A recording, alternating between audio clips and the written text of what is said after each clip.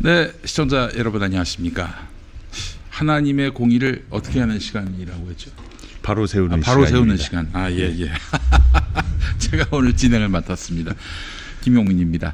자, 신민정 목사님이 이 코로나 확진이 되시는 바람에 이번 주간에 방송 진행을 못하게 돼서 제가 대신 오늘 하루 진행하도록 하겠습니다. 자, 오늘 함께 이야기 나눠주실 분들입니다. 평화나무 기독교 회복센터 소장이신 김디모데 목사님 어서 오세요. 예, 안녕하십니까? 네. 예. 자, 오늘 긴급하게 투입했습니다. 우리 평화나무 서정필 편집장님 어서 오십시오. 예, 긴급하게 투입됐습니다. 안녕하십니까? 네. 이 때마침 오늘 그 덧탐사, 네. 덧탐사를 이제 새 대표이사인 정천수 PD가 그 접수했습니다. 한마디로 얘기해서 관련해서 새벽에 속보가 들어왔는데 그 이야기도 나눌 수 있을 것 같아요. 우리 서정필 편집장님 모시고 그 얘기부터 좀 했으면 좋겠습니다. 네네. 오늘 새벽 5시 반에 이제 별내 경기도 남양주에 있는 별내 시민언론 덧탐사 본사를 본 사무소를 정천수 신임 대표이사가 들어갔죠? 예, 맞습니다. 네. 그 어제 그제는 문을 열어주지 않아 가지고 그 입구에서 이 이사회 결과 그러니까 최영민 강진구 대표이사 해임과 관련해서 이사회 결의 내용을 밝히고 직원들에게 복무 명령, 그 근무 명령을 또 내리고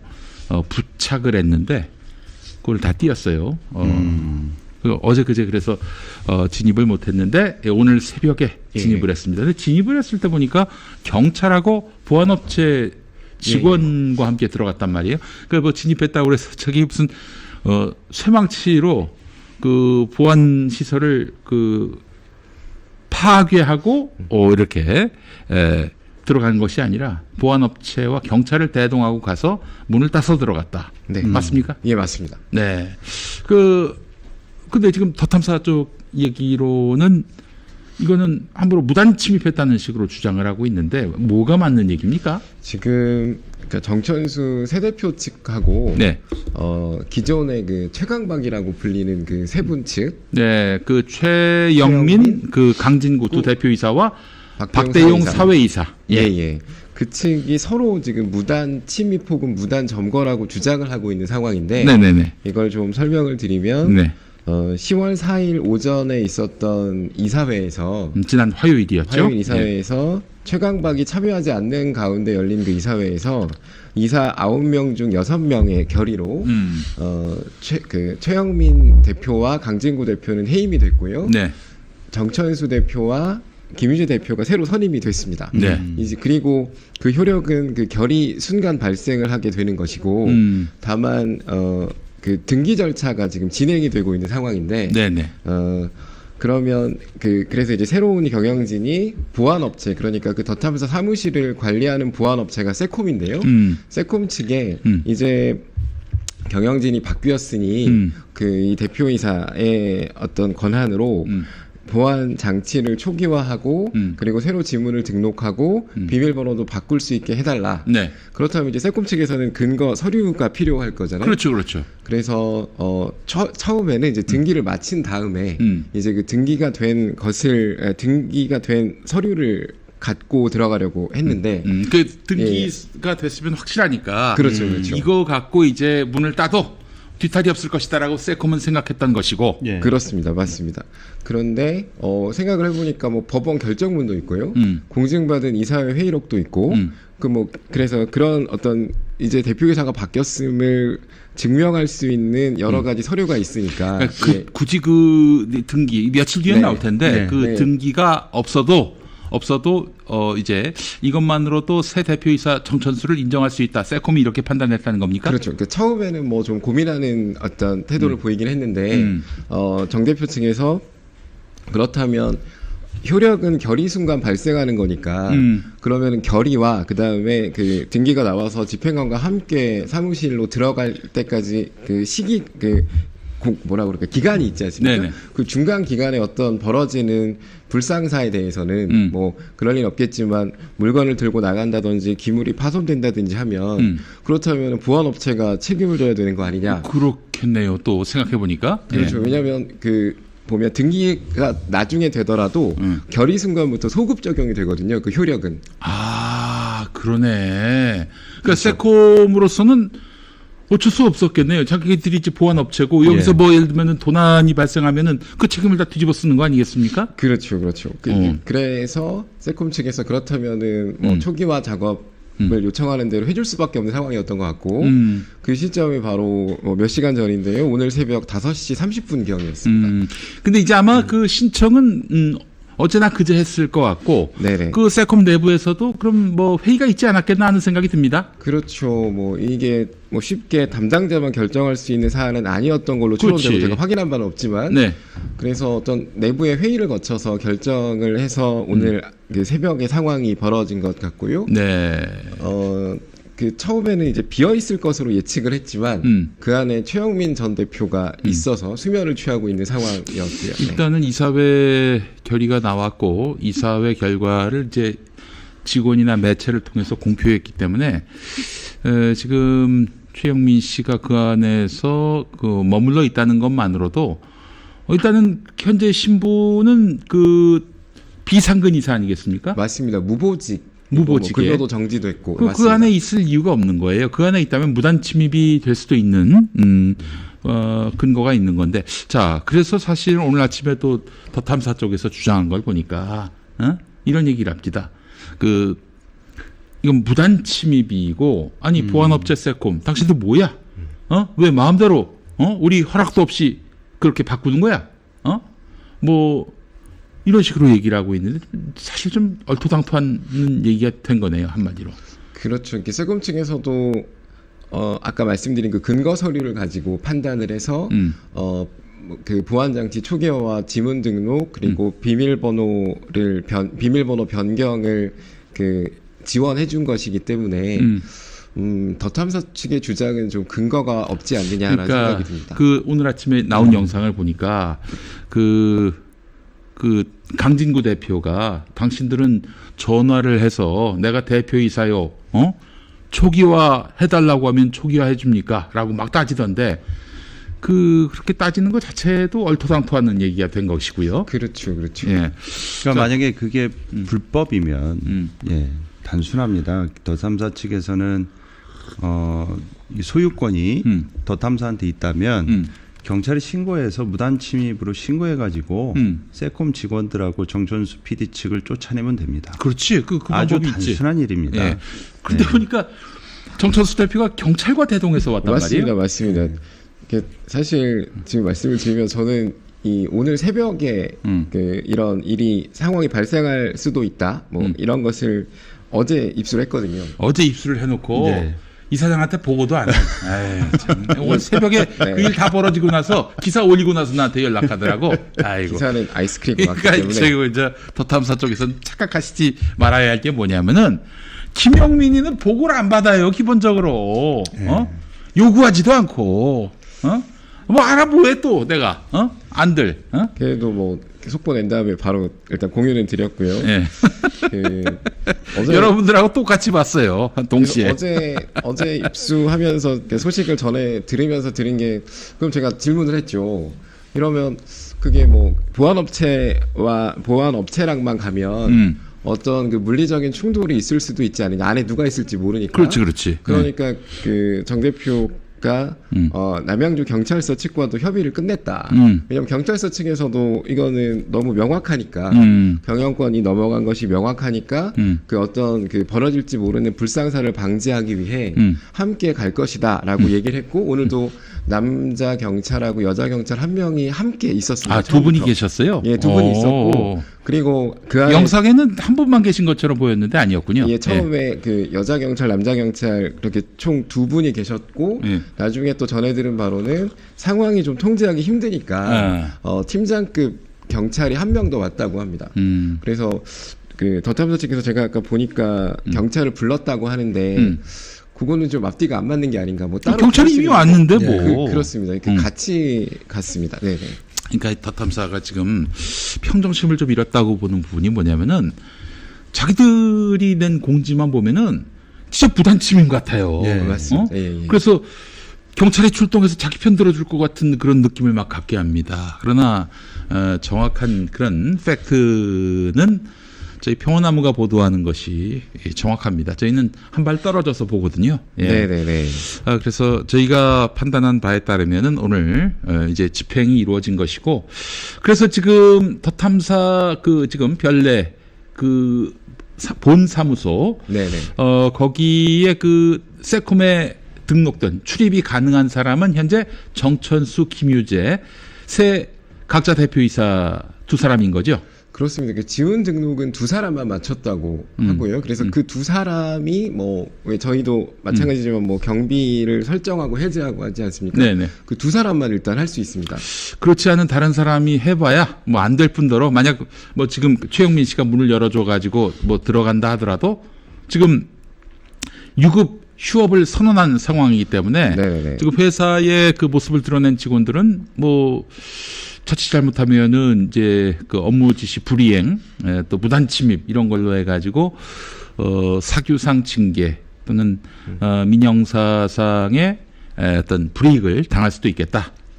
맞습니다. 그래서 지금 기존에 있던 직원들이 사무실로 들어갈 수 있는 방법은 안에 사람이 항상 있어야 되는 상황이 됐습니다. 그러니까 지금 최영민 편에 선 사람들. 그렇죠. 네. 그래서 근데 유급휴가를 줘서 출근하지 말라는 지시가 있었기 때문에 그리고 이제 보안 장치도 초기화하고 비밀번호도 바꾼 상태이기 때문에 더 명확하게 직원들이 들어가게 되면 불법을 적발하기가 더 쉬워졌다고 할까요? 예컨대 이런 거지 이제 최영민 씨가 혼자 있었는데 네네.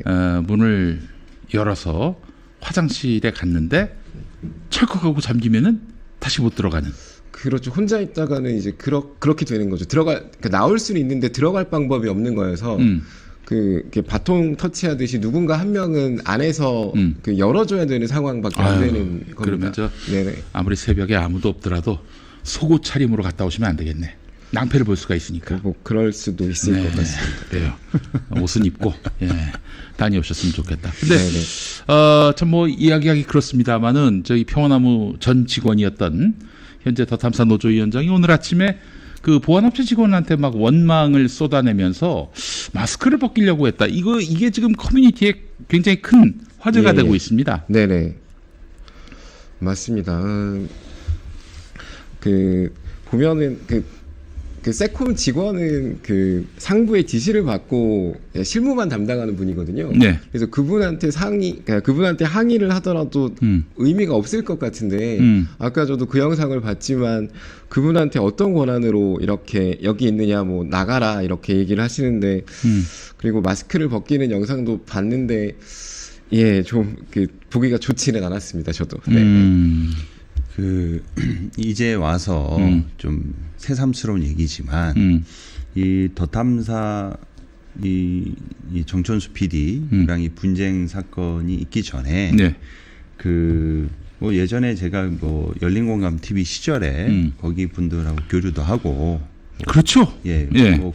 공익 차원에서 거의 저보다 먼저 하셨을 거야. 우리 김 목사님이 일들이 있었죠. 근데 제가 정천수 PD님하고 이런 개인적 친분이 깊지는 않습니다. 근데 이 사건이 맨 처음에 딱 터졌을 때 저희 선교회에 간사님 중에 한 분이 이런 사업체 경영도 운영하시고 이런 주주 이런 거에서 되게 빠삭하고 해박하신 분이 계세요. 네. 그분이 저희 선교회 간사님이시기 때문에 제가 만나서 이 사건에 대해서 얘기를 했었습니다. 네. 어떻게 보시냐. 그랬더니 저한테 바로 하시는 말씀이 뭐였냐면 목사님 이거는 경영권 찬탈입니다. 그래요? 라고 제가 말씀을 드렸습니다. 근데 목사님은 중립기업 막으십시오. 저한테 그렇게 얘기를 해주시는 거예요. 그래서 이유가 뭐냐 그랬더니 경영권 찬탈을 덮기 위해서 제일 첫 번째로 신속하게 움직인 게 정천수 PD를 악마화하는 것이고 이미 열공, 더 탐사는 그 멤버들이 엄청난 팬덤을 형성하고 있기 때문에 네. 일단 그 맹목적인 팬덤들은 어떠한 사실관계를 아무리 인지시켜 줘봤자 이미 정천수 PD 악마와의 성공을 한 상태여서 그가 과거에 어떤 부적절한 행위를 했든 안 했든 그게 팩트든 아니든 설령 팩트라 할지라도 이미 한번 악마화된 사람과 그리고 이미 거긴 맹목적 거의 종교에 가까운 추종자들이 있기 때문에 어느 편을 딱 들어버리는 순간 양쪽 진영에서 서로 중간에 낑겨가지고 예, 처참히 발릴 수가 있습니다. 네. 그러니 목사님께서는 일단 법리적으로 보면 경영권 찬탈이 맞으나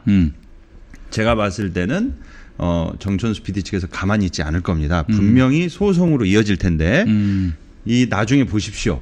소송이 진행되면 족족 다 더 탐사 측이 참패할 겁니다. 그리고 자기가 봤을 때는 도저히 이거를 자문 변호사도 있고 내부적으로 법률팀이 분명히 있을 텐데 어떻게 해줬길래 저렇게 강진구 기자님한테 주식을 저런 식으로 처리를 하는지 이거는 누가 봐도 이 주주 운영 체계에 대해서 ABC만 아는 사람도 저게 불법이라는 걸 다 알 텐데 왜 불법이라고 말을 못하느냐. 더 탐사 팬덤이 너무 크기 때문에 이 말을 했다가 융단 폭격을 맞고 자기도 거기서 불똥이 튀어서 당할 수가 있기 때문에 침묵을 지키고 있는 것이다. 그래서 저는 이런 얘기를 딱 듣는 순간 네. 저희 선교회 간사님이 이쪽에 해박하신 분 아니십니까? 예. 그래서 저는 좀 이 조언을 드렸죠. 네. 그래서 저는 관망하고 있는 네. 포지션이었는데 네. 예, 그런데 이제 이 과정 중에 여러 피해자들이 발생을 했고 그런 과정에 저희 그 김영민 이사장님 하고 그리고 이제 저희 그 언론센터에서 이 부분을 또 이제 정춘수 PD 입장과 그리고 더 탐사의 반론과 이런 것들을 취재 아이템으로 이렇게 진행이 된다는 이야기를 제가 알았을 때 실은 저는 말렸습니다. 정무적 판단으로 안 하는 게 낫겠다. 왜냐? 이거는 아무리 진실을 알려줘도 더 탐사에 대한 극악한 팬덤 무리들과 거의 종교에 가까운 가스라이팅과 그루밍 당해서 무조건 더 탐사에 대한 어떤 실체적 진실을 가르쳐 줘봤자 그거는 무조건 윤석열 편이나 신천지나 그런 식으로 매도당할 게 뻔하지 않겠느냐. 근데 아니나 다를까. 이 김영민 이사장님이 이제 더 탐사에 대한 비판적 그 목소리를 내니까 당장 김영민 이사장이 신천지라고 하질 않나. 윤석열과 한동훈의 사주를 받아서 그러고 있다고 하는 무리수까지 두면서 일이 이 지경이 됐습니다. 근데 제가 우리 저 김영민 이사장님과 그리고 저 서정필 기자님께서 이 사안을 갖고 이렇게 공익을 위해서 공론화하시는데 정말로 계산 없이 움직이셨단 말이에요.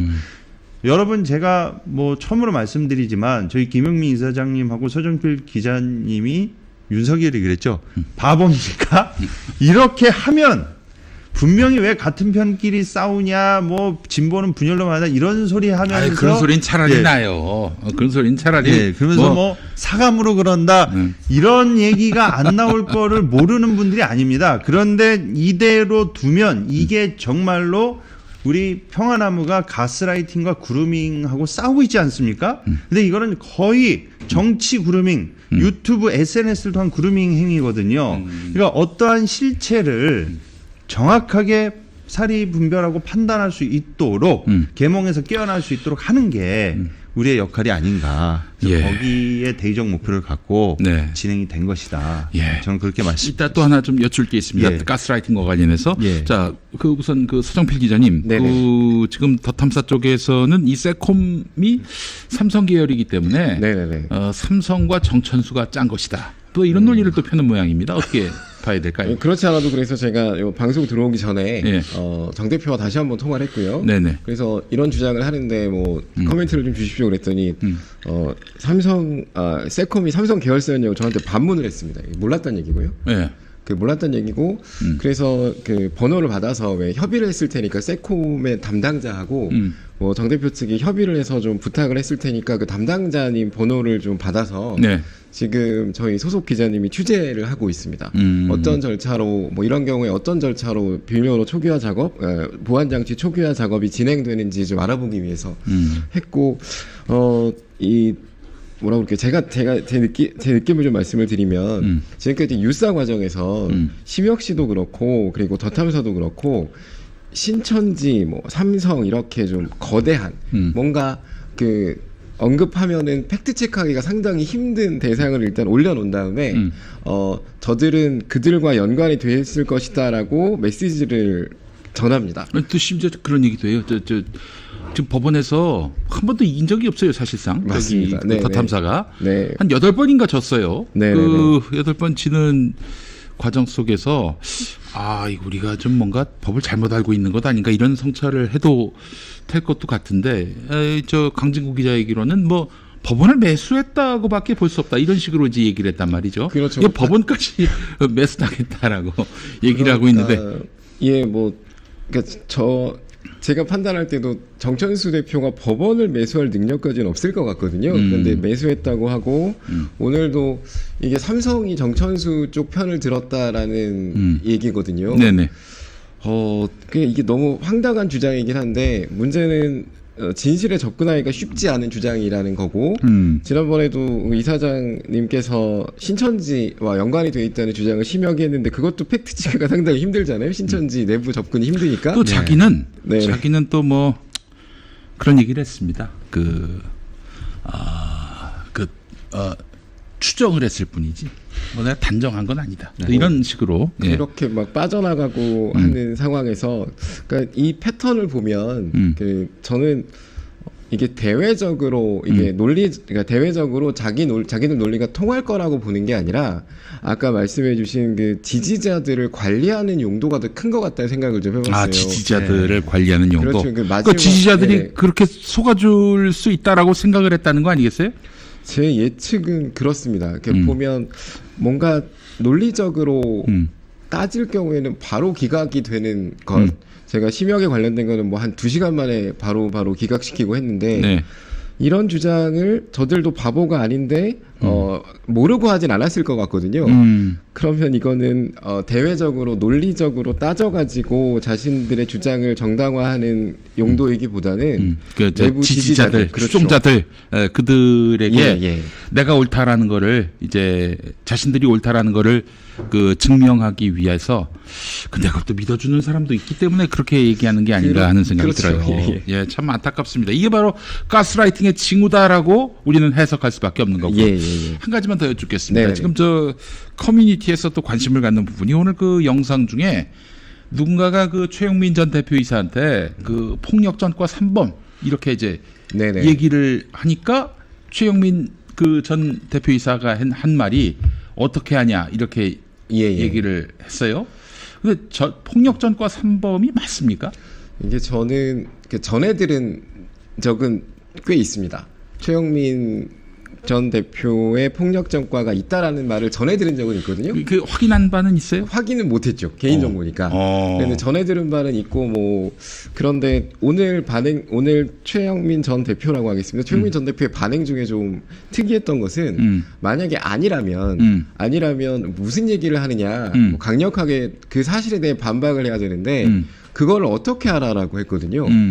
그래서 그게 좀 제가 뭐 확인을 할 수는 없지만은 그게 좀 의문이 들었습니다. 어떻게 알아라는 것이 이제 사실인데 어떻게 알아 이거이실 수도 있고. 네.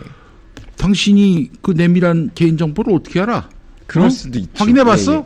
확인해보면 아닐 텐데 이런 뜻일 수도 있고. 그렇죠. 그거는 예단할 수가 없습니다. 예단할 수가 없는 거예요. 그래서 저희가 그거는 좀 확인을 한번 해볼 필요가 있겠다. 또 지금 많은 분들이 또 궁금해하시니까 또 최영민 전 대표이사가 뭐 알려진 사람이기도 하니까 공적 인물에 대한 알 권리를 국민들에게 제공하는 것은 또 언론의 책무인 것도 같고요. 예, 한번 확인해 그리고 보도록 오늘 하겠습니다. 아까 폭력 영상 있잖아요. 네. 많이들 보셨을 텐데 네. 전에 들었을 텐데 김두일 TV에 오늘 아침에 공개가 됐습니다. 그거까지는 공개를 안 하신 것 같은데 제가 확인한 바로는 권혁 기자님이 찍고 이사가 된 새 이사가 된 맞습니다. 네. 그 상황을 찍고 있는 것을 보고 핸드폰을 툭 쳤거든요. 네. 그런데 거기 경찰이 있던 상황이었잖아요. 네네. 그래서 바로 거기서 양쪽이 조사를 받았고 지금 그 경찰 조사가 이어질 거라고 들었거든요. 그 폭행이 예. 지금 경찰 눈앞에서 벌어진 일이니까. 그렇죠. 뭐 그때 경찰이 보고 있었는지는 모르겠지만 그 공간에 한 공간에 경찰이 함께 있는 상황이어서. 김두일 작가님께서 마지막에 공개하셨다고. 그래요? 네, 제가 거기까지는 못 봤습니다. 예. 네네네. 알겠습니다. 자, 목사님, 여러 가지로 참 안타까운 게 뭐냐면은 CCBB를 가리고 잘한 건 잘했다라고 얘기하고 잘 못한 것은 잘못했다라고 얘기하는 게 이게 상식이고 이 말하자면은 정상일 텐데 네. 가스라이팅 된다면은 그런 것들이 그 기능이 많이 쇠퇴해지는 모양입니다. 예, 이게 본인들에 대한 어떤 잘못에 대해서 비판을 받을 때 이 사실관계를 갖고 논했을 때 본인들한테 불리하거나 뭔가 후달리면 항상 그 본질을 갖고 얘기하면 안 됩니다. 왜? 진실이 드러나서 자기네들이 불리하거든요. 네. 그런 패턴이 이게 진보 진영이건 보수 진영이든 어떤 집단이든지 가스라이팅과 그루밍에 이렇게 종교화돼 맹신화된 그룹을 팬덤으로 갖고 있는 사람들이 항상 쓰는 기법이 뭐냐? 메시지로 안 되면 메신저를 공격하라는 겁니다. 이 패턴이 너무나 똑같고 여기에 적용시켜 보면 또 똑같아요. 자, 보십시오. 지금 SNS를 통해서 김용민 이사장님을 연일 이 더탐 사건을 갖고 비판을 하고 있는데 지금 현재 법원의 이런 집행, 뭐 이사회를 열고 이러한 모든 일련의 과정들 가운데 김용민 이사장님하고 평화나무가 개입을 했습니까? 한 게 하나도 없어요. 이거는 정천수 PD가 한 게 진행되고 있는 겁니다. 그러면 그거에 대해서 사실관계를 얘기하고 불법적 요소를 얘기하고 그것을 이야기하면 되는데 제3자인 메신저를 공격합니다. 이게 바로 뭐냐? 우리나라의 역대 부패 정권이 자신들이 저지른 범죄나 어떤 잘못된 행위에 대해서 비판을 받죠? 그러면 항상 뭐라고 합니까? 그 잘못된 행위와 비판받는 부분에 대해서 팩트 체크를 하고 ABC로 정확하게 이러해서 이거는 부당하고 억울하고 우리 잘못이 아니다라고 얘기를 해주면 될 일입니다. 법에 근거해서. 근데 그러한 것은 안 하고 어떻게 하냐면요. 레파토리가 똑같습니다. 저 배후에 종북이 있다. 저 배후에 북한이 있다. 교회에서 어떻게 하는지 아세요?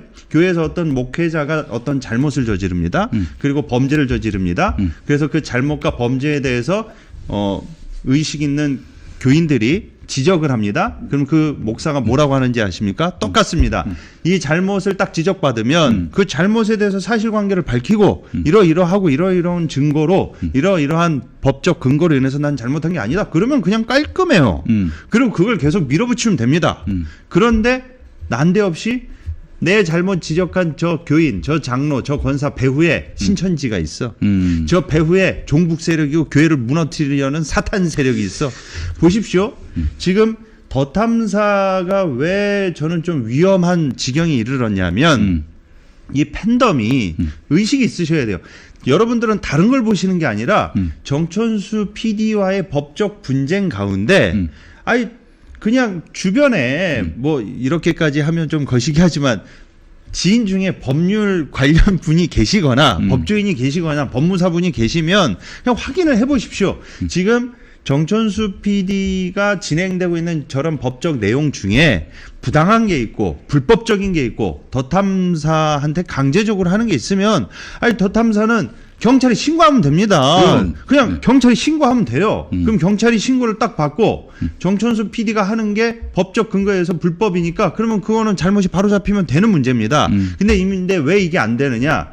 더탐사를 공격하는 배후에 신천지가 있다. 더탐사를 공격하는 배후에는 모든 게 다 한동훈과 윤석열을 지지하거나 저쪽의 끈앞풀들, 세작들이 하는 짓이다. 이미 그렇게 프레임화를 씌워버렸어요. 그래서 이렇게 되면 무슨 일이 발생하냐면요. 제가 그래서 저희 김용민 이사장님을 존경하는 게 뭐냐면 누차 얘기하지만 그런 말씀하지 마세요. 본인을 지지하는 세력에다 할지라도 그것을 종교화 맹신화해서 그걸 권력으로 사용하면 안 된다는 거예요. 김용민 이사장님은 본인이 어떤 사안에 대해서 오판하거나 잘못을 했을 때 그것을 SNS에 내가 실수다, 내가 잘못 알았다, 내가 오판했다 윤석열 예전에 밀으신 것도 내가 잘못했다 그렇게 글을 올리신 분이야. 그런데 진보 진영에 있는 스피커들 중에 이런 것에 대해서 솔직하게 자신에 대한 어떤 판단 오류나 실수에 대해서 공식석상으로 이야기를 합니까? 안 해요. 대체적으로. 왜 안 하냐면요. 팬덤들은 내 팬덤, 내가 추앙하고 내가 지지하고 내가 신뢰하고 있는 저 사람도 틀릴 수가 있구나 하는 순간 그 사람에 대한 지지와 신뢰가 떨어지기 때문에 그것을 또 스피커들 중에 아는 사람들은 알기 때문에 본인의 신뢰도를 떨어뜨릴 수 있는 여기서 바로 갈리는 겁니다.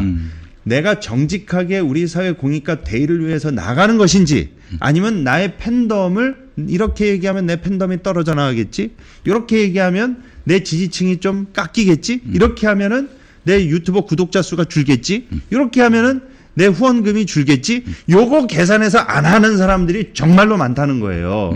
그래서 제가 말씀드리지만 더 탐사는 왜 위험하느냐, 더 탐사가 어떠한 내부적인 비리나 범죄나 잘못을 저질러도 이미 프레임화돼 버렸기 때문에 이미 더 탐사를 추종하는 그 지지분들은 거의 종교에 가깝게 맹신화가 돼 버렸기 때문에 더 탐사의 잘못을 비판하면 바로 뭘로 이어지냐면 저거 배우에 윤석열 지시받은 거 아니야?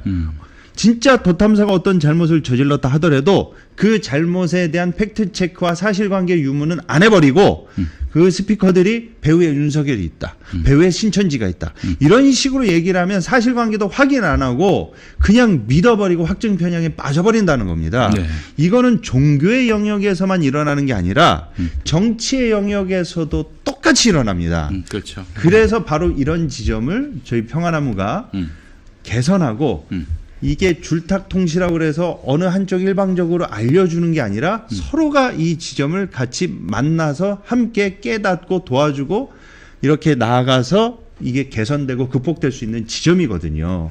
그러니까 여러분들께 저는 꼭 말씀드리고 싶은 게 가스라이팅과 그루밍 현상은 개인의 영역에서만 일어나는 것이 아니고 그것이 어떤 종교 집단이나 이단 사이비에서만 일어나는 것이 아니고 정치의 영역에서도 동일하게 일어날 수 있다. 그러니 이 더 탐사에 대한 사안에 대해 있어서는 무조건 어느 편을 드는 게 아니라 여러분들 스스로가 이 사실관계를 따져보시고 팩트체크를 해보시기를 권해드린다. 저는 그렇게 말씀드리고 싶습니다. 우리 서정필 편장님, 우리 이 더 탐사 이슈를 다룰 때 그런 얘기 많이 듣지 않으셨어요? 아니 평화나무가 왜 이 이슈에 그 관심을 갖느냐? 하루에 한 12번씩 계속 들었죠. 1시간마다 한 번씩 들었고 2시간마다 한 번씩 들으셨네.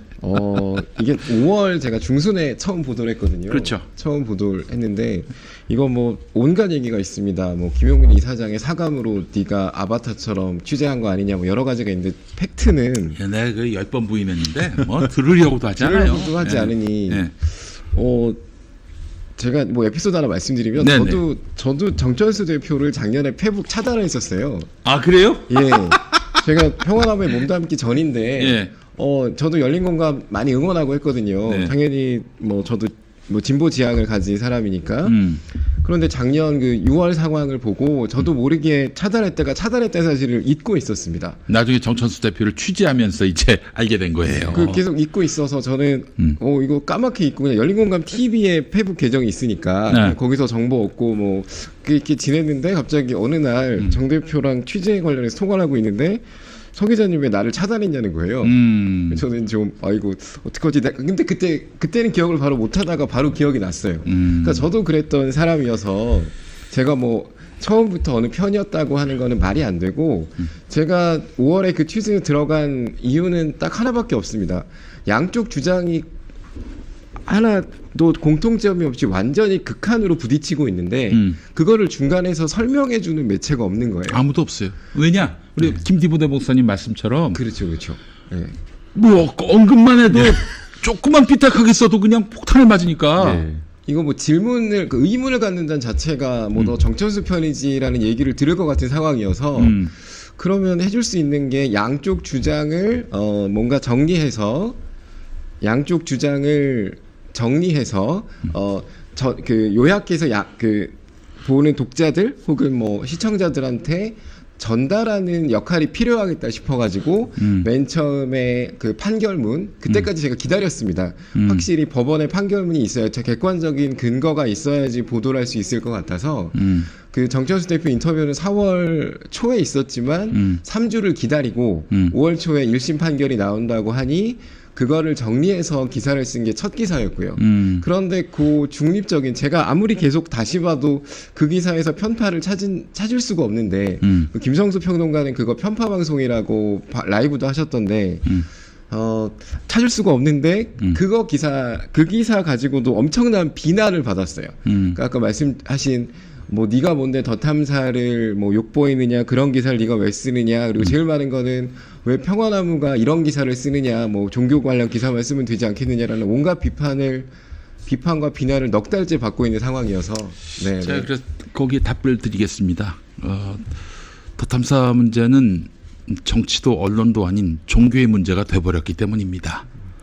가스라이팅의 문제가 돼버렸기 때문에 저희가 관심을 가지지 않을 수가 없었고 그래서 이 사안과 관련해서 목소리를 내지 않을 수가 없게 됐다라는 점 여러분들이 좀 많이 이해해 주시기 바랍니다. 제가 어제 사실 글을 하나 남겼어요. 오늘 그렇지 않아도 카이로스 시간에 함께 좀 나눴으면 했는데 이 1950년대에 그 시커스라고 있었어요. 시커스 이게 저 이단인데 그 사이비 종말론자들인데 시커스 뭐 구도자들 뭐 이런 뜻이겠죠. 예. 여기 저 사이비 종말론 종교였는데 그 딱 1950년대 어느 날 그 뭐 지구가 종말이 된다는 거야. 근데 종말이 안 된 거지. 어떻게 했느냐 교주가 얼마나 명구스러워요. 예. 무릎 꿇고 잘못했다 이래야 되는 거 아니야. 근데 교주가 뭐라고 했느냐. 여러분들이 기도를 열심히 하셔서 신께서 종말 기한을 연장하셨습니다. 이렇게. 아니, 근데 그분들이 기도를 한 거는 뭐 지구 종말을 막아달라 이런 기도는 아니었거든. 예. 종말이 오면은 나를 구해달라 뭐 이런 거였는데 뭐 갑자기 뜬금없이 그냥 종말을 연장하셨다. 뭐 이렇게 했는데 그래도 그 사람들은 무조건 아멘 이랬던 거예요. 이 시커스를 연구한 심리학자가 있었는데 레온 페스팅거라는 사람입니다. 그 사람이 이 시커스를 보고 만들어낸 유명한 이론, 한번쯤 들어보셨을 이론입니다. 바로 인지부조화. 인지부조화. 자기가 믿고 따르는 대상이 틀렸을 경우 그 현실을 있는 그대로 받아들여야 되는데 그게 아니라 현실을 자기에게 유리하게끔 멋대로 왜곡하는 것. 이게 바로 인지부조화라는 거죠. 예. 이게 그 종교의 영역 안에서만 있는 줄 알았습니다. 그러나 봤더니 이게 정치, 언론까지 확대가 됐고요. 심지어 보수뿐만 아니라 전광훈 뭐 이런 사람들에게만 있는 줄 알았더니 이 진보에서도 발견되는 현상이다라는 점에서 저희도 많이 놀랐습니다. 게다가 또 우리 평화나무에서 재직했던 분이 지금 몸담고 있는 그 회사에서 이런 일들이 벌어지고 보세요. 지금 그 구성원들 지금 현실을 인정하지 않아요. 8번 법원에서 졌으면은 그쯤 되면은 내가 뭔가 좀 잘못한 게 있나 보다. 이렇게 생각할 법도 한데 8번 졌는데 법원이 우리의 미래를 결정하지 않는다. 법원이 저 상대편한테 매수당했다. 어떻게 이렇게 생각을 할 수가 있지? 나 참 그 인식 체계가 너무 황당합니다. 그 법원 출신 판사가 기각해가지고 강진구 기자님 구속 안 당하지 않으셨습니까? 네. 그런 것들을 생각해 보면은 너무 선택적이죠. 저희 평화나무도 법원으로부터 유리한 판결보다는 불리한 판결을 더 많이 받았습니다. 맞습니다. 그렇죠. 저희가 그렇다고 법원이 뭐 법원 배후에 뭐 윤석열이가 있다, 뭐 악마가 있다, 사탄이 있다, 신천지가 있다 이런 얘기는 안 합니다. 우리가 다 부족해서 그랬구나. 뭐 운이 없다 이렇게 생각한 적도 있어요. 너무 터무니없는 판결이라고 저희는 생각하는 그런 판결도 있었으니까. 그러나 그렇다고 뭐 우리가 우리 후원자들 그또 우리 지지해 주시는 분들 그분들에게 뭐 이탈하지 말라라면서 뻥을 치지는 않는단 말이에요. 그래서 이런 인지 부조화가 이게 독버섯처럼 참 어떤 그 시기와 진영을 가리지 않고 번지는구나라는 점을 저희가 확인하면서 다시 한번 놀랐습니다. 자, 그래서 저희 평화나무가 있는 겁니다. 뭐 보십시오. 이 평화나무 그에서 나간 사람들이 나가서 김용민을 욕하는 경우가 있잖아요. 이것만 보더라도 평화나무에는 가스라이팅이 없습니다. 그렇지 않습니까? 아주 명징한 말씀입니다. 아니 나가지도 못하지 가스라이팅 됐다면 그렇잖아요. 예? 그런 말씀을 좀 드리면서 자 우리 가스라이팅의 원조 종교 가스라이팅의 원조 오늘 전광훈 예. 전광훈이 모처럼 또 우리에게 그 한국교회 CPR의 소재가 되줬습니다. 요 며칠 전에 MBC 뉴스를 통해서 접하셨을 텐데 알뜰폰 알고 봤더니 알뜰폰이 아니야. 비싸. 일반 통신사보다도 비싸. 예. 예. 자 전광훈의 알뜰폰 이야기 지금부터 함께 하시겠습니다.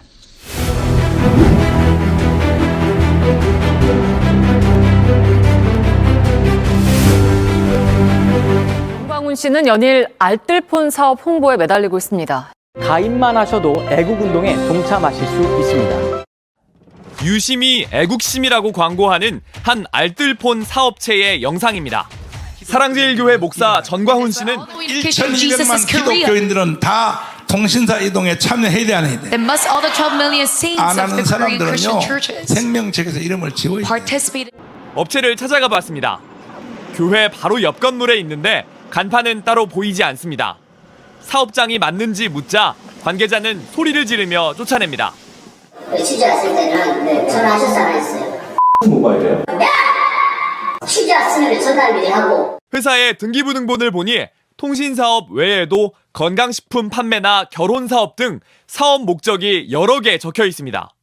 신고제인 알뜰폰 사업은 기본 요건을 갖추면 누구나 운영할 수 있습니다. 전광훈 목사님께서 오래전부터 말씀하시고 또 준비해 오셨던 청년사업단 통신사업 모바일이 드디어 여러분의 관심과 기도로 출시되었습니다. 사업 시작 첫 달 11명에 불과했던 가입자는 전 목사의 독려 뒤 5개월 만에 10,000명으로 급증했습니다. 월 매출도 지난 8월 기준 2억 8,900여만 원으로 뛰었습니다. 애국의 또 다른 이름, 실속 있고 다양한 요금제를 내건 업체의 홈페이지에 들어가 봤습니다. 그런데 일부 요금제는 같은 양의 데이터를 제공하는 일반 통신사 요금보다도 한 달에 2만 원이 비쌌습니다. 11조 헌금을 연상하게 하는 기부 요금제는 비슷한 데이터와 통화 시간을 제공하는 다른 알뜰폰 업체 요금보다 3배 정도 비쌌고 데이터 용량이 더 큰 이 업체의 다른 요금보다도 9,000원 더 비쌌습니다. 알뜰폰 사업은 요금 인하를 촉진하기 위해 자본금 3억 원 이상 등의 요건을 갖추고 신고만 하면 사업을 시작할 수 있는데 업체 측은 통상적인 영업 활동에 따라 추진되는 사업이라며 법적인 부분은 물론 도의적으로도 어떠한 문제가 없다고만 답했습니다.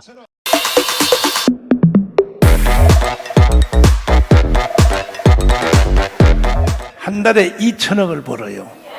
이 청년들이. 근데 월급을 최소한 내가 500만 원씩 줄라 그래요.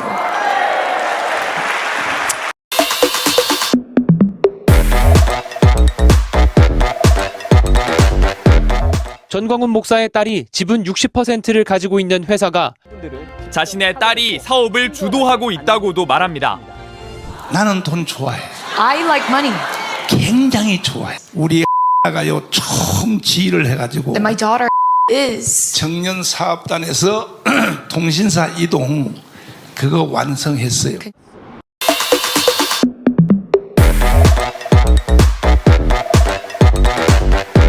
하루는 우리 큰딸 전한나가 미국의 일리노이 대학을 다닐 때 나한테 울면서 전화. 아빠 무슨 죄를 졌기에 한국방송만 틀면 전광훈 죽일 놈이라.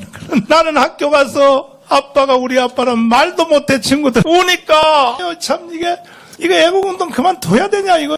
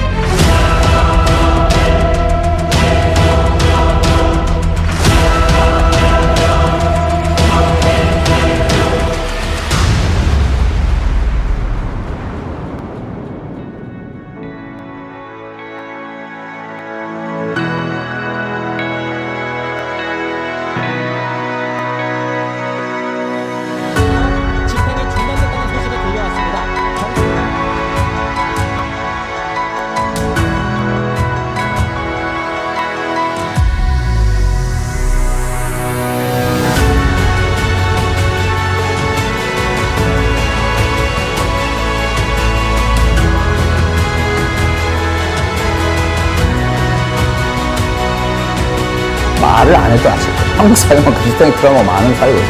이 괴리가 굉장히 크죠. 그러니까 내면이 불안정한 거예요. 에 대한 회복에도 저희가 초점을 같이 맞추고 있기 때문에 중독자가 보여주고 있는 현상이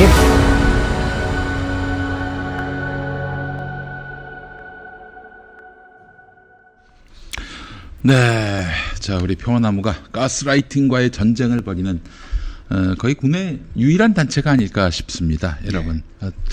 또 애초에 뭐 그 뜻을 갖고 깃발을 든 건 아닌데 싸우면 싸울수록 본진에 가스라이팅을 획책하는 세력들이 있더라고요. 예. 그 최전선에 서 있는 평화나무입니다. 예. 예.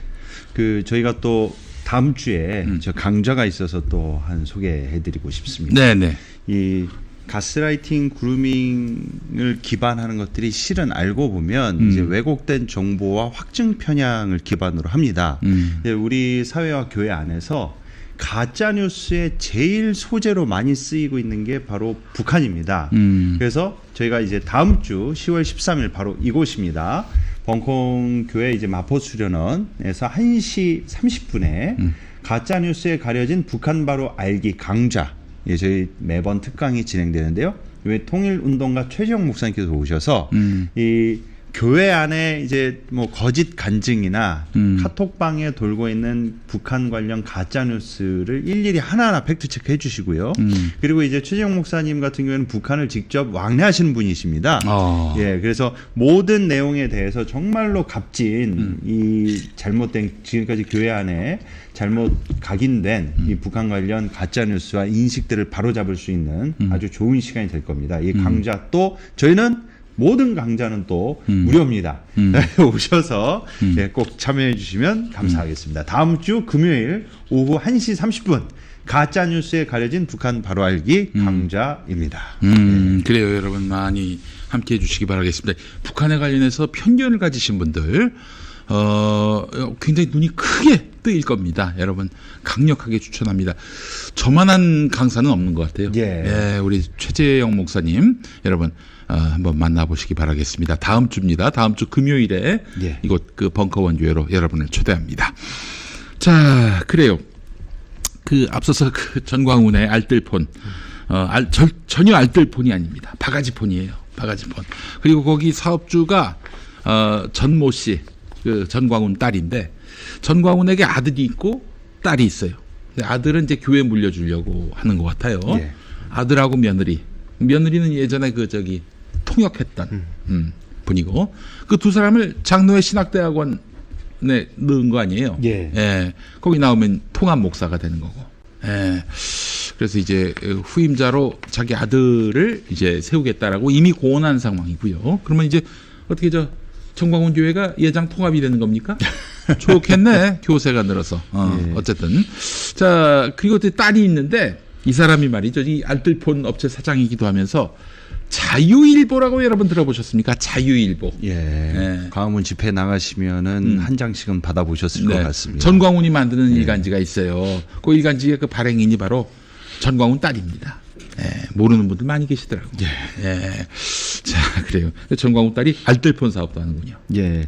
저희가 좀 이런 전광훈 씨 뭐 어제 뭐 MBC 보도도 났고 그리고 저희가 계속 예의주시하면서 이런 불법적 행위를 감시하고 있는데 저희가 또 이 알뜰폰 사업에 대해서 불법적 요소가 있지 않은지 저희가 좀 확인을 해봤는데 아쉽게도 이 두 가지에 걸리지 않는 지점이 있었습니다. 첫 번째는 뭐냐면 이렇게 바가지를 씌우는데 이 바가지를 씌운다고 홈페이지에 들어가면 명확하게 금액이 더 큰 게 명시가 돼 있습니다. 그걸 이제 가리면 사기로 할 수가 있는데 그러니까 이건 대놓고 더 비싸. 그러니까 좀 비싼 거 써. 왜? 우리 애국 운동에 좀 도와줘. 근데 그 말이 애국인 운동이지 실은 그 따님 그 딸의 사업을 밀어주는 거나 다름이 없는 것이죠. 그렇지. 예. 그리고 또 하나는 이 조직적으로 강매를 한다든지 강제 가입을 시키는 게 아니라 이게 설교를 통해서 이 사업에 수익이 생기면은 이게 마치 애국 운동에 쓰인다는 식으로 이렇게 설교 행위를 통해서 홍보를 한단 말이에요. 설교 시간에. 그러니까 이게 어떻게 보면은 이제 과장 광고가 아니라 이런 운동에 우리가 쓰일 테니 사줘라 이렇게 권유가 되기 때문에 교묘하게 이게 법망을 빠져나가는 짓이에요. 근데 이제 저희 평화나무 기독교회복센터에 항상 연락 오는 게 이 지점이 저희가 가장 그 많이 다루는 지점인데 이런 집회에 가서 이제 어르신들이 가시는 거예요. 그러니까 자제분들이 이제 집사님들이 이제 부모님이 나이 이제 70, 80 어르신들이 정광훈 집회에 가가지고 갑자기 휴대폰을 바꿨다 이거예요. 근데 이제 가격이 더 나가는 거를 알고도 바꾸시는 거예요, 이분들이. 정광훈 도와주겠다고. 그러니까 미쳐버리겠답니다. 이제 왜냐하면 이분들이 용돈을 드리는데 그게 이런데 가서 헌금으로 드려지고 정광훈 일가 그 주머니 채우는 걸로 쓰이는 게 너무 이제 답답하고 괴로워서 이런데 이 부모님들하고 이걸 마찰을 어떻게 개선할 수 있을지 어떻게 좀 이걸 헤쳐나갈 수 있을지 좀 도움을 구하는 일들이 많은데요. 안타깝게도 저희가 이제 불법적 요소가 있다면 반드시 저희 평화나무는 이런 정광훈 씨의 이런 행태나 행위가 이걸 보고 또 벤치마킹해서 똑같이 하는 사람들이 분명히 발생을 하거든요. 그렇죠. 예. 그렇기 때문에 저희가 법적으로 어떻게 액션을 취하려고 해도 이런 지점들이 저희가 할 수 있는 한계가 있단 말입니다. 그러면 이건 누가 나서야 되냐면 애시당초부터 과기부가 낮은 가격으로 스마트폰을 사용하게 하려던 알뜰폰 제도 취지에 어긋나거든요. 이거는. 그렇지. 그러니까 이건 정부가 나서 실태 조사를 하고 이 부분을 제재를 해야 됩니다. 이거는 단순히 어떤 시민단체의 고발로 이루어지기도 어렵고 또 개인이 고소를 한다 하더라도 가격 비싼 거를 감춘 게 아니라 홈페이지에 대놓고 명시를 해놨어요. 그래서 이제 사기에 해당되지 않기 때문에 이거는 애시당초부터 이 알뜰폰 정책에 어긋나는 지점이라 그건 정부가 좀 나서서 이 제재를 해야 된다. 실태 조사를 해야 되고 좀 그런데 이제 윤석열 정부인지라 이게 좀 제대로 이루어질지 좀 안타까운 상황입니다. 그 정광훈 씨에 대해서 저희가 뭐 정말 숨 쉬는 것까지 다 모니터하는 이유가 뭐냐면은 법을 너무 우습게 알아요. 그 법을 우습게 알면 어떻게 되겠습니까? 더 큰 불법을 행하게 되고 빨려 들어가는 그 신자들만 피해를 입게 된단 말이에요. 그래서 어떻게든 법으로서라도 좀 제동을 걸어서 이 피해자가 없도록 하기 위한 것도 모방범죄가 없도록 하기 위한 것이고 뭐 나아가서 이제 가스라이팅을 막기 위한 저희들의 이제 활동인데요. 근데 말이죠. 정광훈만이 아니라서 법 알기를 우습게 하는 게 정광훈만이 아니라서 참 너무 안타깝습니다. 이거 어떻게 해야 될지 모르겠어요. 어디서 어떻게 손을 써야 될지 모르겠어. 예. 너무 안타깝습니다. 예, 여러분, 저는 법만능주의자 아닙니다. 뭐 입만 열면 법하는 사람 치고 정말 법을 신성하게 여기는 사람 제가 본 적이 없어요, 기본적으로. 법만능주의자는 아니지만 그러나 우리 사회의 이 약속이에요. 합의된 규범이라고요. 근데 이거를 그냥 뭐 내가 마음에 안 든다고, 내 이익에 배치된다고 그렇게 쌈 싸 먹어버리면은 법은 누가 지킵니까? 그 약자는 어떻게 하라는 거예요? 네, 우리 공동체성을 유지하기 위해서는 기본적인 뭐 국가보안법 같은 악법이 아니라면은 상법이 국가보안법보다 나쁘지는 않을 거 아니에요, 기본적으로. 예, 그런 일이 좀 앞으로 좀 자제됐으면 좋겠다는 생각이 듭니다. 예. 자, 지금 손원영 교수님, 서울기독대학교 손원영 교수님, 일단 모든 소송에서 다 이겼어요? 예, 다 이겼는데도 서울기독대학교는 이걸 또 쌈 싸먹고 있어요. 예. 나차 이 사람들. 아니, 좀 대단한 사람들입니다. 어떻게 이렇게 법을 우습게들 아시는지 모르겠어요. 예, 버팅기고 있는데 이게 손원영 목사님이시기도 예, 목사님이 감리교 목사님이신가 그렇죠? 예, 그 경북 김천 개운사 법당에 들어가서 2016년에 어떤 이제 기독교 신자가 그 불상을 아주 아작을 냈죠. 네. 그래가지고 기독교인으로서 이제 미안하다. 그래서 이제 이분이 18년 동안 서울 기독대 교수로도 재직 중이셨어요. 네. 이분이 이것에 대해서 기독교인이 어떻게 사찰에 들어가서 불상을 저렇게 박살을 내냐. 그래서 회불 사건에 대한 사과 글을 올리고 그리고 이것을 다시 복구하기 위한 모금 운동을 벌였죠. 네. 예. 그랬다가 이제 교단에서 이게 무슨 행위냐라고 하면서 찍혔습니다. 그래가지고 이 손원영 그 목사님이 했던 또 설교 같은 것들을 이제 좀 털은 거예요. 마녀 사냥을 하는구나. 예. 네. 그래서 어떻게 했냐면 일단 학교에서는 어떻게 목사가 불상 훼손된 거, 불교 불상 훼손된 거 복구한다고 모금 운동을 벌일 수 있느냐라고 해서 예. 교직에서 잘라버렸습니다. 파면을 시켜버렸어요. 그렇죠. 그래서 이게 부당하다. 그래가지고 손원영 교수님이 소송을 해가지고 1심, 2심 모두 승소했습니다. 예. 그런데 이제 또 무슨 일이 있었느냐? 교단에서는 이제 이 모금운동 건이 아니라 또 다른 문제로 2018년 12월 성탄절을 앞두고 서울 은평구에 있는 선원에 가서 태고종이었죠. 거기 가서 스님들하고 불교 신자들한테 이 설교를 하셨는데 설교를 할 때 이제 손원영 목사님이 전도를 한다고 불교 용어를 차용해서 이제 예수님의 가르침에 대해서 설교를 하신 거예요. 그래서 설교 제목이 예수보살과 육바라밀이란 제목으로 했습니다. 네. 근데 이제 왜 예수님한테 보살이란 단어를 쓰냐? 그러면서 이걸 갖다가 이제 교단에서 재판국에서 이단 시비에 말리셔가지고 네. 예장 통합하고 기감은 일단 문제 없다. 이단 아니다. 그러나 좀 부적절한 행위를 한 것 같으니 2년 동안 지켜보겠다. 그렇게 해서 일단 이단 시비에서는 해소가 됐는데 예장 합신이라는 교단에서는 이단으로 규정하고 예, 참여 교류 및 예, 손원영 교사의 그 참여 및 교류 금지 처분을 내렸습니다. 그 예장 합신은 그 우리나라의 여자 목사를 반대하는 교단이 3개가 있습니다. 합동, 합신, 고신. 아, 외우기도 좋아요. 합동, 합신, 고신. 네. 자, 이 3 교단 중에 하나입니다. 예. 그래서 이번에 이제 이런 처분이 내려진 것을 두고 근데 손원영 교수님 같은 경우에는 지난번에 저희 카이로스에도 출연하셨는데 본인이 이제 밝히신 것처럼 본인은 이제 종교 다원주의 구원론자도 아니고 오히려 타종교를 그렇게 적대시할 것이 아니라 이웃 종교로서 평화적으로 우리가 우리 사회에 다양한 종교가 있기 때문에 공존을 해야 된다라는 그런 입장이셨단 말이에요. 근데 그 정도도 이제 수용하지 못하는 경직되고 이렇게 편협하고 독선적인 이 한국 개신교에 대한 분위기에 대해서 되게 비판적 입장을 취하셨다가 지금 이 꼴을 당하고 계시는데 앞으로도 저희가 좀 이런 분들이 반복적으로 나와서 한국 사회의 어떤 종교 간에 우리 사회에 반목되는 부분에서 평화적 역할을 하시는데 기여하시기를 바라는 마음입니다. 아니 그 손원영 교수님의 생각은 우리 일반 국민들 평범한 사람들의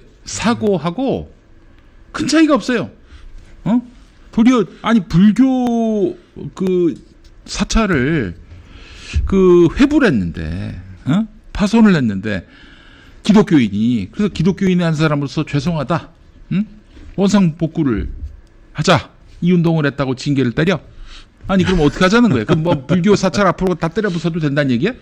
이런 이 테러리스트의 다름없는 그 발상을 지금 합리화해 주는 거 아닙니까? 그러니까 불상이 우상인데 그 우상을 왜 복구하는 돈을 우리가 모금을 하느냐 이제 그런 논리였습니다. 근데 이제 한번 반대로 생각해 보자고요. 저희는 항상 반대로 생각해 보는 게 제일 중요하거든요.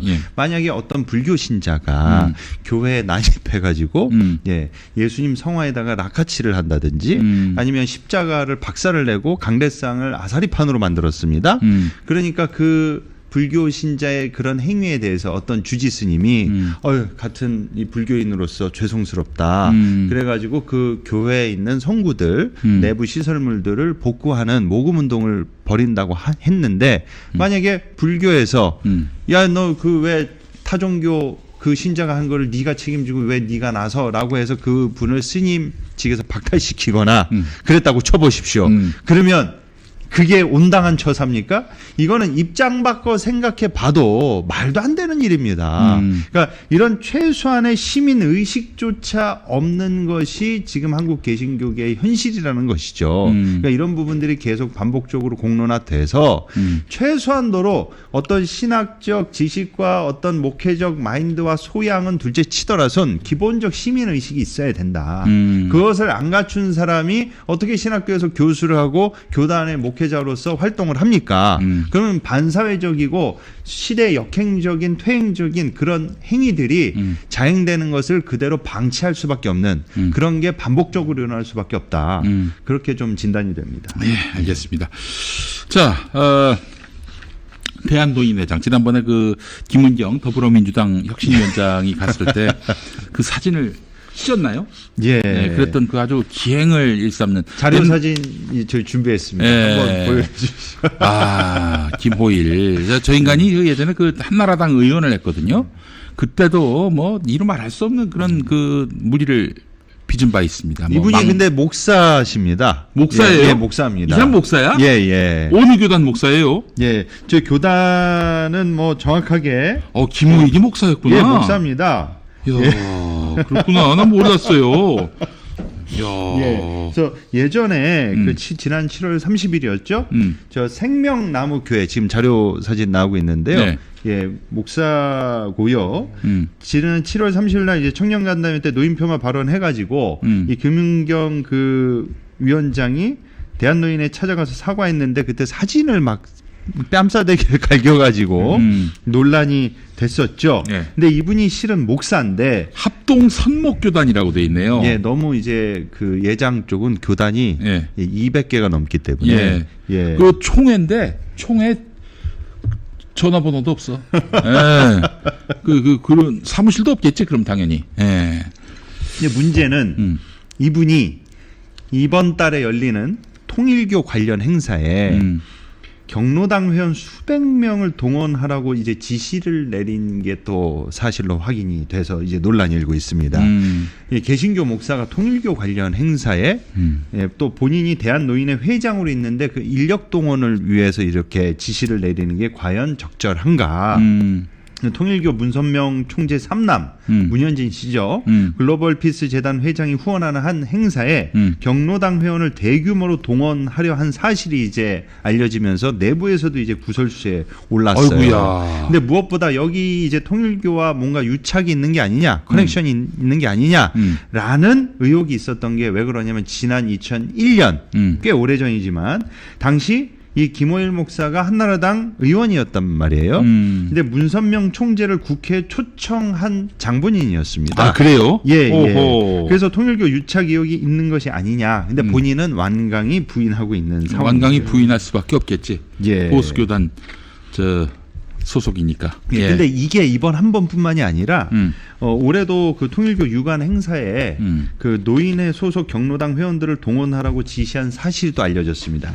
이제 지난 18일 작성된 그 회의 자료를 보면 이제 대한노인회 회장 지시 사항이라고 이제 되어 있는 내용을 보면 여의도 공원에서 열리는 코리안 드림 통일 실천 페스타에 자원봉사자와 경로당 회원 약 500명을 지원하라고 이제 표기가 되어 있었죠. 그러니까 이제 그 대한노인회 회원분들 중에는 어떠한 이제 반발이 나오냐면 아니 왜 대한노인회 회원들이 왜 통일교 행사에 모임에 불려 나가야 되냐.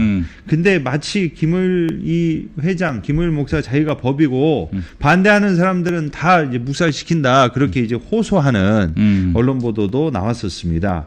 근데 그 지난 2021년 대한노인회가 업무 협약을 맺은 한 단체에 대해서도 이제 회원들이 문제 제기를 하고 있는데요. 이 정황상 이 단체가 통일교와 관련돼 있다는 의심을 사고 있어서 그리고 이 김호일 이 목사도 그 단체의 고문을 맡고 있는 상황입니다. 그러니까 이분의 지난 행보나 족적들을 보면은 네. 통일교 측하고 너무 커넥션이 많단 말이에요. 네. 예. 근데 요새 왜 또 통일교가 문제냐? 여러분 불과 몇 주 전에 그 민주평화통일자문회의에 그 통일교 인사가 네, 한학자의 오른팔로 최측근으로 알려진 통일교 인사를 또 부의장으로 윤석열 정부가 임명을 했습니다. 네. 근데 또 통일교가 또 나오고 이분이 하필 민주당 그 김은경 위원장이 갔을 때 사진에 싸대기를 갈기신 분이시다. 그러니까 너무 이 어떠한 이 코드가 전선이 유사하게 뭔가 연결에 꼬리에 꼬리를 물고 있는 이 상황이라는 거 은연중에 그런 느낌을 지울 수가 없어서 예, 이 사실을 우리 시청자분들이 좀 인지를 하셨으면 좋겠다 네. 싶어서 말씀을 드립니다. 야, 이 사람 보니까 과거에 호남과 충청도를 합쳐도 1,000만 명인데 비해서 영남이는 1,300만이나 돼서 영남이 단결하면 정권 재창출은 문제가 없다 이런 말을 옛날에 했었고 김대중 전 대통령을 뭐 치매라고 했었고 아드님 김홍일 전 의원 그분이 사실 엄청나게 고문을 당했거든요. 온갖 고초와 고난을 겪으셨는데 그래서 이제 다리가 좀 불편하신데 장애인을 깎아내리는 다리가 좀 불편하신 부분을 깎아내리는 그런 발언도 했었고요. 예, 지역 감정 선동은 뭐 말할 것도 없고 이런 사람이었는데 그래서 사실은 2000년에 총선 시민연대가 집중 낙선 대상자를 네. 발표했을 때 거기 이름이 또 올라가기도 했어요. 진작에 이제 사실 폐기 처분 됐어야 할 그런 정치를 했었던 분인데, 예. 김호일 씨가 속한 그 합동 선목이라는 교단이 어떤 교단인가 봤더니 이 대한예수교 장로회가 이제 통합과 합동으로 갈라진 게 1959년이고요. 네. 그러다가 20년 뒤 1979년에 또 합동이 그 극보수인데 거기서도 너무 진보적인 놈들이 있다 해가지고 갈라져 나간 데가 바로 합동 선목입니다. 이 보수라는 인간들이 이 모양이 이 꼴이에요. 통일교와 손잡을 수도 있고 지역 감정 유발이 나고 말이죠. 예.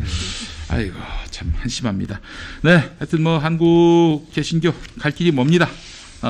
일반의 상식에 돌아오는 그런 좀 자세가 필요할 것 같은데 갈 길은 멀어 보이고요. 예. 자, 오늘 이렇게 해서 카이로스에서 우리 전광훈 이야기 다뤄봤고요. 또 앞서서 우리 손원영 교수님 이야기 그리고 김호일 이야기까지 다뤄봤습니다.